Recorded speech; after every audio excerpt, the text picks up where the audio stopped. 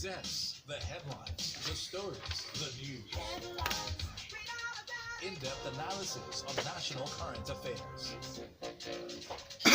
Freshly pressed on Smooth 98.1. Studio. Mics are up.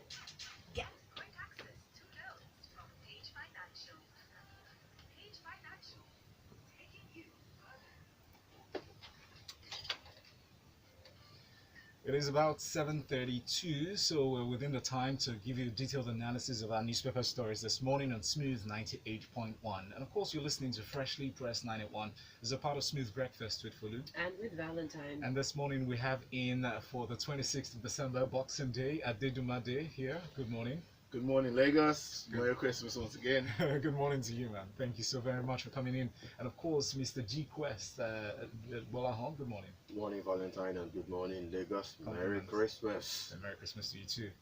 Lagos, to join the conversation, you send us messages through our different media. Indeed. You can send a WhatsApp message to our WhatsApp number, which is 0809 4440981. You can tweet at us. Just make sure you use the hashtag freshlypressed981 as you tweet at smooth981fm. Last but not least, we are streaming, or at least we'll be uploading in just a bit. So make sure you subscribe to our YouTube channel as well as we delve into today's top stories. The first story from Premium Times, it's rather green. 13 Nigerian soldiers, 2 police personnel killed in Boko Haram ambush. According to this report, the Nigerian army said on Tuesday that 13 of its soldiers and 2 police personnel were ambushed by Boko Haram on Monday.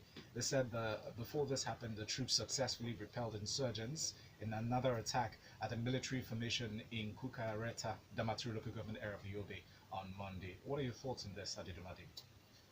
Well, it's actually very sad. Yes, it is. Each time we lose a member of our armed forces to the terrorist strike that continues to go on in this country, despite statements by the Chief of Defense Staff that the government or the troops have completely decimated Boko Haram. You know, it shows that this is not the case. But they still stand their guns. They still say that they have defeated them, and that now what they're dealing with is what they call ISWAP. You know, but whether it's ISWAP or Boko Haram, we don't know the difference when we hear the stories. We just know their lives are being lost. And when a Nigerian is dead, or when a soldier dies, it doesn't matter if it was Boko Haram that killed him or ISWAP that killed him. The fact is that that person was killed by terrorists, and the government seems not to be doing enough, especially at this critical time. However, we must also note that this terrorist attacked a convoy, you know, and apparently they were able to successfully go through the terrorists. However, some lives were lost, the 13 soldiers, and I can imagine what their families are going through now on this or in this Christmas season. You know, this is like not the good news we want to get. You know, this reminds me of the tussle that has continued to go on between the Nigerian army and Amnesty International based on the reports that they're giving, especially the most recent one, where they have stated that about 3,641 people have died in the last 2 years, especially with results to the farmers and husband clash. Yes. So basically, the government is not doing enough for security. I remember listening or reading, about the president's speech to a group of people who visited him at the State House, and he was stating how they have been successful in providing security, and I was like, whoa, how successful have you been? I do not agree with that statement. And there are a lot of Nigerians that won't agree with that statement.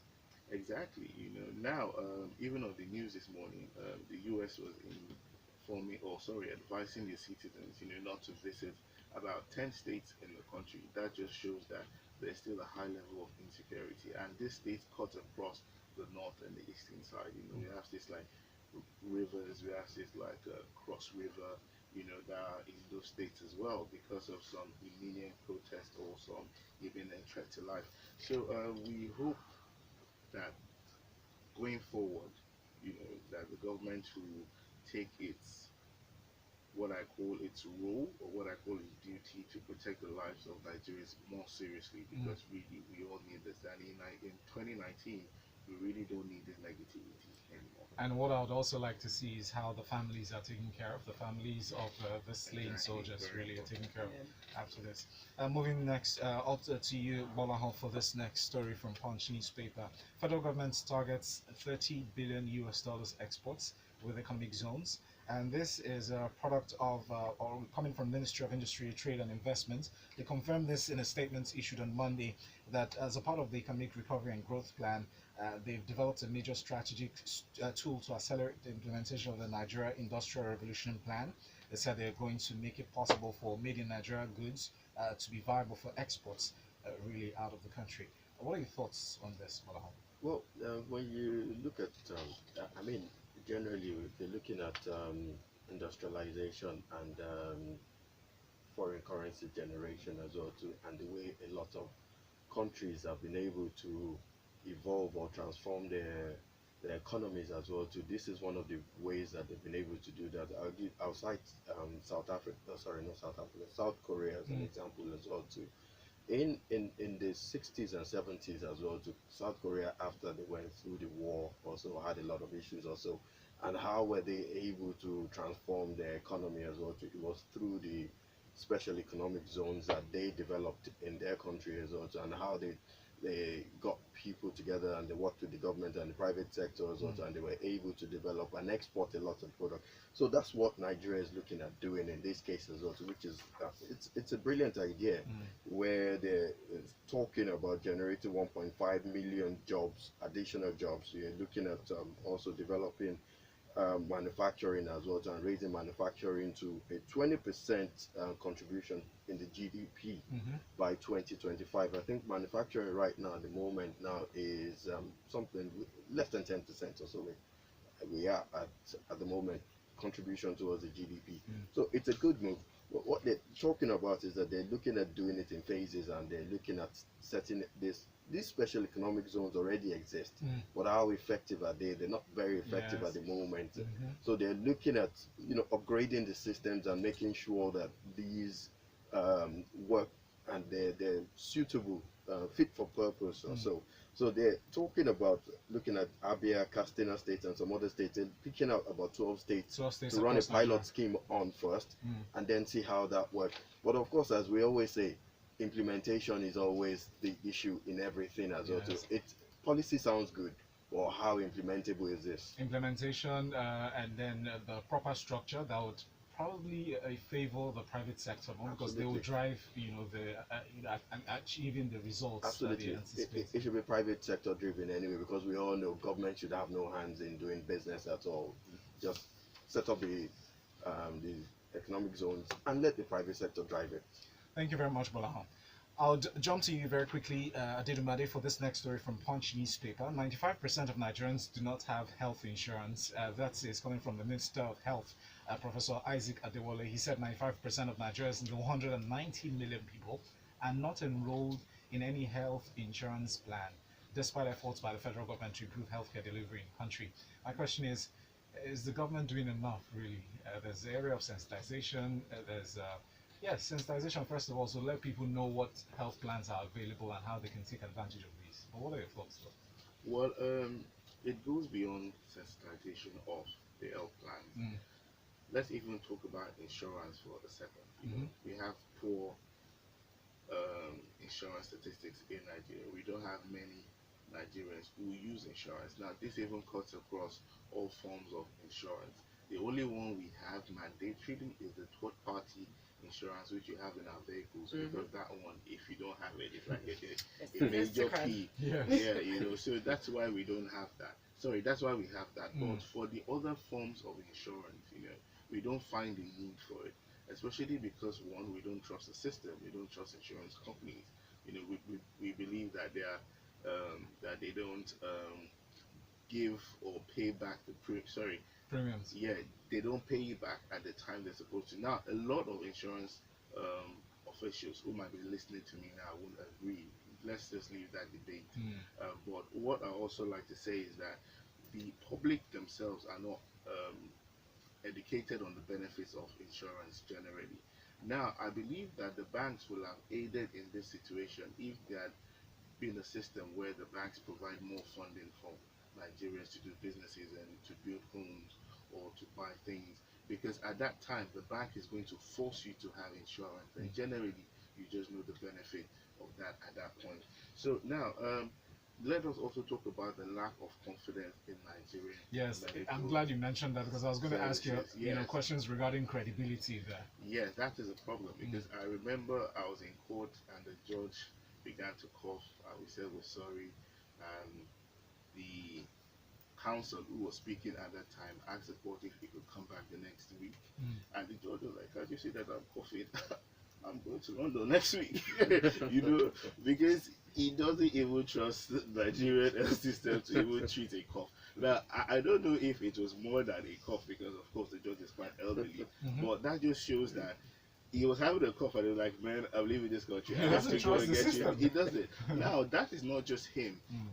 Every other average Nigerian feels like this as well, because when you even go to the general hospital, the way they even treat you, you don't even want to be there. You just want to leave this place. That is even on a broader note. On a broader note, yeah. Health centers in our rural areas, they lack facilities, they lack proper personnel, and even the personnel with the right training. Yes, to take care of and it is not as things. if Nigerians don't have this money. We spend about $1 billion on health tourism on paper every year. Or on paper, but if you actually get to think of it, think of people that go to India, the people that go to India, the people that go to the UK, the people that go to the US, and it is just funny how our systems do not support this health insurance sector yet. So there's a lot that needs to be done. It is not just telling people about the health insurance. There's a lot more widespread across the sector. Thank you very much, Adedunmade. Very quickly, we'll go to this next story. Come to you, Gbolahan, for this. New Telegraph has this report. NNPC secures oil pipelines with 15.5 billion naira in 1 month. And they're giving us the details of this. Please, I'd like you to take us through this. Wow, NNPC once again making the headlines as usual as well too, and speaking a lot more lately. Yeah, absolutely. And when they make the headlines as well too, they're making it for doling out money and spending money expenditures. So anyway, this talks about the securing our oil pipelines, and it's alleged that they spent about 15.5 billion or so in just 1 month in securing oil pipeline. And how did this newspaper come about? This information was raised when NNPC actually submitted their costs and the expenses that they've incurred over the period as well too, during the Federal Accounts Allocation Committee meeting, which they normally do anyway, because what normally goes on is that when NNPC generates any revenue and is paid to the FAC account, they are allowed to actually deduct their expenses from those amounts that is actually being paid. So in the process of that, they normally make returns and list out the expenses. So, but in this report, it actually talks about that the government so far from January to November has spent over 600 billion naira on oil subsidy.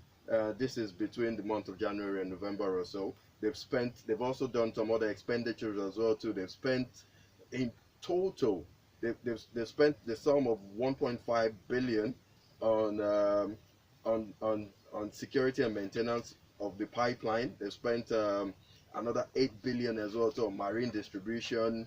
They've spent another 1.7 billion as well on something that is called strategic holding costs. And you wonder what that is. Exactly. So you begin to wonder what exactly is all this expenditure that they're spending. And this also goes back to what we've been talking about, privatizing NNPC. I mean, there's so much opacity as well that goes on in that company that, it's economic sabotage when we have that, state-owned business still running under the federal government. We need to privatize it and let the private sector run it. They probably can do a better job and run it more efficiently. Thank you very much. Lagos, let us know your thoughts. Remember to send your messages through to WhatsApp 0809-444-0981. Moving on now, let's address this next story. Gbolahan, I'm going to stay with you for this next one from the New Telegraph. Cabal doesn't control me. President Buhari is responding to his wife's assertions as of the 4th of December, where she told Nigerians that although 15 million people voted for the president in 2015, Only 2 or 3 persons, she said, have since taken control of the government. Now, recently, in an interview with the Hausa service of the Voice of America that was shared yesterday, President Buhari challenged the First Lady to prove the existence of a cabal or remain silent, saying when the interviewer reminded the president that, listen, she's spoken on this on several occasions, he said, and I quote, "That is her business. This shows I'm a Democrat. What they are saying is different from what is happening. And that if there is indeed a cabal, they should mention just one thing the cabal has forced him to do." I mean, fair enough assertions. We sat here and we've listened to or discussed at least what the First Lady had to say. What are your thoughts on the President's response? Well, this is quite this is interesting, and the interesting part of it as well too is that area where he picks on and says, "I'm a Democrat." Yeah. You know, and I'm thinking, you're a Democrat. What does that mean? Because you're allowing people to air their views, or your wife to express herself.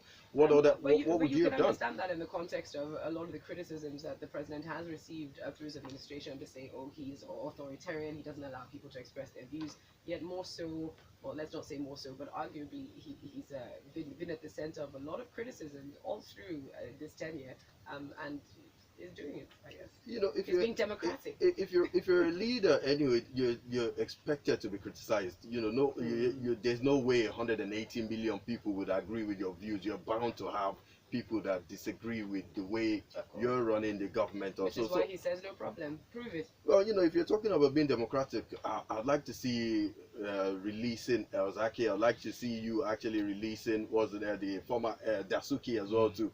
That's where we talk about democracy really being at work, not just saying that because people are airing their views and democratic. I think it was a throwaway comment. I don't think it was meant to be taken that seriously. He was just commenting, saying, well, you know, again, talking about the allegations that other people are running his government. But the question I would also like to raise is that when we're talking about this, what exactly has she got to benefit by making all these allegations and making all these statements anyway? It's Buhari is the first lady. You know, she's got nothing to gain by stating all of this. You say that, but again, you could put it otherwise, because don't forget that in 2015 she actually said that she would not support her husband unless he included more people who worked for his success in 2015. Also, let's not forget that at the beginning of this tenure, we also discussed whether or not the First Lady wanted an official position within the government, wanted to carry on the office of the First Lady, which the previous First Lady had, which this president said he wouldn't. So, I mean, there could be something there to gain if she is in alliance with people who had supported his initial move for presidency, if she is seeking some kind of political position, because she has been speaking out. Well, you know, if you're seeking some sort of political position, you would, I'm sure she can find other alternative ways of seeking those other political positions. If the president who is her husband has not given her what she wants, then she's the president's wife. You know, she should have a way around. And husbands you know, always agree with their wives. You know, Nigerian, no, they don't. Women do have a way of, you know, persuading the men. No. Anyway, look, but when we're talking about this situation, there's no way you can tell me that because of she's seeking a post to be recognized as the First Lady, that's the reason why she's coming up with all these statements. Because you asked a question, so I'm expanding the possibilities, and it could be beyond that. It could be seeing that she wants to take a more active stance politically. That could be something she wants to do, and looking at the traditional setup of her home, perhaps that's not something that's being encouraged. It's possible. There's a possibility. And this is conjecture. Of course, it is. It's possible. But then, of course, you have to look at the situation of things. Yes, he's actually said, okay, prove it, and name names as well too. And of course, at the end of the day, who knows? Should she name names? She might name names anyway. Should she? Is something I'm curious about. Is it safe to do that? Of course. Not about what is it? Well, you know, in terms of safety anyway, there's nothing unsafe about it. But should she name names? Of course, naming names, that might just now take away a lot of attention as well too. You're talking in riddles. So we understand why she's talking. Yeah, absolutely. So, you know, I think, of course, at the end of the day, a lot of Nigerians know as well too that there's a lot going on. She's not the only one that has mentioned this as well too. We know the Senate president has also talked about a cabal within the government as well too. And there's never any smoke without fire. We just like to see the source of the smoke. It could be a smoke machine. Lagos, let's carry on. We've got more stories to get into. Adedunmade from the Vanguard newspaper. Let's talk about something a bit more concrete. The Ondo government has trained 100 doctors on life-saving skills. In case Nigeria is wondering exactly what we mean, this is a bid to reduce maternal and child morbidity and mortality in Ondo State, and so its governor has trained 100 doctors, or at least the administration has trained 100 doctors in secondary health facilities on basic life-saving skills. And the state commissioner, Dr. Wahab Adenuga, who reiterated the government's determination to improve the quality of health for citizens, said that most maternal and neonatal deaths result from complications that can be averted through existing life-saving medical and surgical interventions that are relatively inexpensive and so should be relatively available. Adedunmade, I'd love your thoughts on this, especially looking at the important role that state governments have to play in the direct lives of their citizens, because we know that when it comes to health and maternity, we are still looking, or we're also going to look at it on a national level, but to impact the actual lives of people, we're seeing a state government that's sort of stepping in, at least on paper, to do something about it. What are your thoughts? Okay, I commend them, but I have some questions for them. Okay, now, first of all, these are doctors, right? Mhm. And you're teaching them basic life saving. I thought they learned that in school. Yes, I think the headline is misleading. Let's also consider that it does talk about, and even things like CPR training, it should be refreshed. So I think it's going back to what exists at the moment, what the agreed procedures are and processes, and let's upgrade our skill sets, because that's something the story points towards. Great, that is wonderful in that term. In also the spirit of commending them, I think it should be replicated across states, because I remember about 4 years ago, President Jonathan launched a program such as these. They tagged it the Save 1 Million Lives program, and I think this is what the state is also keen into even as far. So I think it's great. I think more states should do it. But there's something I'd rather like to see, really. If we're really going to save lives, I believe that this training should be given to a number of other people as well. For instance, the police. Because sometimes First responders, they turn are, out to yes, exactly. They are the first people to get there. They are the ones that really, if you really want to save lives, they are the ones. Because by the time they get there, they do nothing. They just leave the person. Nobody wants to touch the person who has maybe been involved in a crash, or something, and they now take the person to the hospital, when even sometimes they are not even supposed to move the person. Absolutely. Because when you move the person, that's actually where you cause It more could be a damage. problem. But if there's a professional on the scene at every time, if the person just knows the basic things to do, then I think that we'll have a greater chance of saving lives in the long run. That's a very important thing you've said. So looking at doctors. states ensuring that they're first responders. So Lagos State, we have the accident unit, we've got the bike riders on 3rd Main and Bridge. So ensuring that those sorts of people are receiving first responder training, CPR training all the time. Thank you so much for that, Adedunmade. Very important stuff there to note. As we move on, we've got more stories. Gbolahan, back to you now. And we are still talking about healthcare because it is important. The Nigerian Medical Association are frowning on the exclusion of cancer treatment from the National Health Insurance Scheme. The Punch newspaper is reporting they are alleging that it's one of the major causes of an increase in the number of sufferers in the country, although I would like to know what the statistics are to back that up, but that's quite an assertion. But they're lamenting the casualization of medical doctors at the Federal Medical Center, Umahia, the absence of a national policy on mandatory cancer reporting, the absence of legislation to curtail exposure to environmental carcinogens. We're talking about tobacco smoke, industrial pollution, poor enforcement of existing laws on cancer control. Really important stuff that's being mentioned here. Yes, very interesting, and when you look at the statistics, at least I just did a quick research, and according to the World Health Organization, cancer is the second leading cause of death globally, and about 8.8 million people in 2015 died due to cancer. So when you look at it, we have about 1 in 6 deaths caused by cancer, and in Nigeria, we're talking about 72,000 deaths per annum as well too, and this is actually on the increase as well too, because every year we have 102,000 new cases that are diagnosed on an annual basis. And of course, cancer is something that really spreads across the different parts and different in the parts of the body. So we're talking about, men normally have, usually at least the older men have the prostate cancers and the breast cancers for the women as well. So when we're now talking about the second leading cause of death in the world, and then that is actually being excluded under the NHIS, which is the National Health Insurance Scheme also. Yes. It's worrisome, of course, when we have that happening, because of course we know as time progresses as well too, a lot more people are going to suffer from this ailment. And just as the report also mentioned as well too, Of course. part of treatment as well too is prevention, and the government isn't exactly looking at prevention at the moment as well. So they're not talking about enforcing laws that exist as well, Smoking or smoking in certain areas, in indoor public areas exactly, as well. and the carcinogenic materials as well that you have, because you know many years ago as well, I know they stopped as well too anyway. In construction, asbestos used to be used a lot, and that was one of the major causes of cancer then. But apart from asbestos, what other carcinogenic chemicals are we handling on a day-to-day basis that we ought not to be handling as well? So these are so many areas that the government needs to look into. It is of paramount importance that as citizens we push our governments to do this, because the burden of a sick nation will still rest on the government. Absolutely. Prevention is better than curing, but where we can, let's see what we can do to at least treat what already exists.